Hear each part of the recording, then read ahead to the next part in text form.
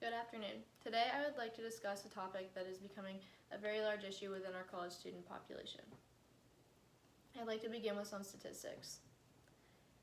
A 2019 study by T. Sandra addressed a 2017 survey by the American College Health Association that revealed that 39% of college students felt so depressed within the last 12 months that they found it hard to function.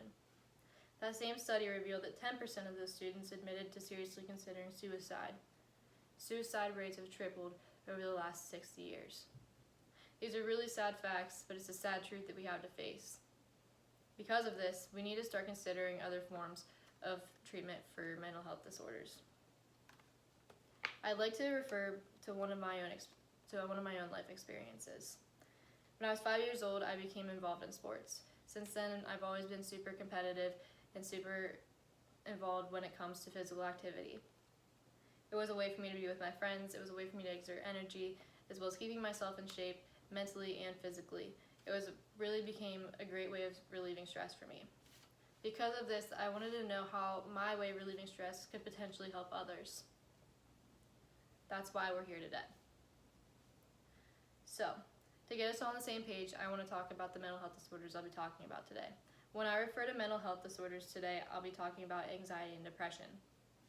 According to Zhang and Yen's 2015 study, depression is a mental health disorder involving the brain. It's characterized by sadness, lack of sleep, change in eating habits, poor concentration, low self-esteem, among a couple other things. Once a person is diagnosed in college, it's kind of hard to get access to help. We're given resources, but sometimes those resources aren't always effective or they're inaccessible to us. Bluhar and his team conducted a study in 2019. It cited data from the National Surveys on Drug Use and Health that found depressive episodes in adolescents and young adults has been increasing substantially. In 2005, 8.7% of college students had a mental health disorder. In 2014, that number rose to 11.3%. On the bright side, a lot of these students are trying to get help. Sandra 2019 study states that students seeking help increased by 30% from 2009 to 2015. Sadly, there's only a 6% increase in enrollment rates to counseling centers. The reason for this is that there's not adequate staffing in counseling centers, which means a lot of students get put on wait lists. This isn't something that students should be put on wait lists for. Of those few students that are getting help, it's typically expensive, and the medication doesn't always work if they're using medication. Because it's expensive, as students start using these forms of treatment, a lot of them end up quitting halfway through because they can't afford it anymore, which sends them into relapse. The same problem occurs with medication. Their medication isn't always working for them, and again, sends them back into relapse. It is because of these things that Robert B. Whitaker, a journalist who studied medicine and science for the last 30 years, has stated the following. He said, if psychiatry practiced evidence-based medicine, it would realize that its current paradigm of drug-based care does more harm than good and seek alternative forms of therapy. When he said alternative forms of therapy, he was referring to using physical activity as the main form of therapy.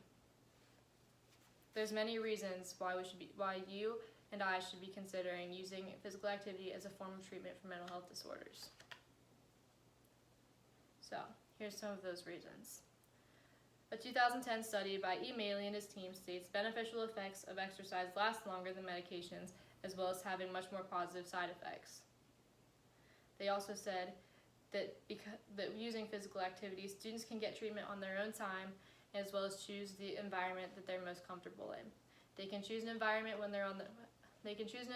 to be doing individual treatment. They can do group exercises, and if there's no group classes or classes for them to take during the day, they can get internet-led treatments. This allows them to get treatments whenever they need them and not have to wait. Another reason is that physical activity is a much more cost-effective treatment as opposed to counseling centers and medication. There's been many studies done to correlate the science behind using physical activity as a form of treatment for mental health disorders. Some of these studies were stated in Guzewski 2017's article, Effectiveness of Differentiated Physical Activity for the Therapy of Depression, a Review. The first study that it talks about is one that involves young women who had depressive symptoms. They were put into a 10-week dance class, and at the end of the 10 weeks, their depressive symptoms had improved greatly. There was another study that backed up these same findings. Those that were put into a short training sessions of 12 had significant improvement of better symptoms than those that had none at all. These symptoms were even better when those training sessions were 13 to 24 weeks. Finally, they mentioned that groups that underwent physical activity as opposed to pharmacological treatment fared much better when it came to being less susceptible to relapse than those that were using pharmacological treatment. And one more fact is to tell you that posture does play a key role on the effects of physical activity and mental health disorders. Your posture reflects your emotion, and regular exercise can improve your posture. Participants in a 2017 study conducted by E. Pepper and team reported that people could recall happier times much easier when they were in an upright position. Because of this, it's recommended that therapists teach posture awareness to their patients as a strategy to increase positive effects and decrease depression.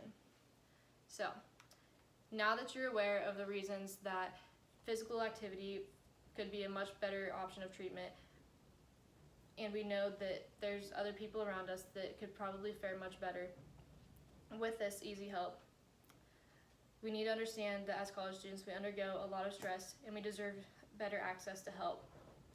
Guzewski explains how the National Institute for Health and Clinical Excellence proposed physical activity intervention be in the form of 3 days a week at only 45 to 60 minutes.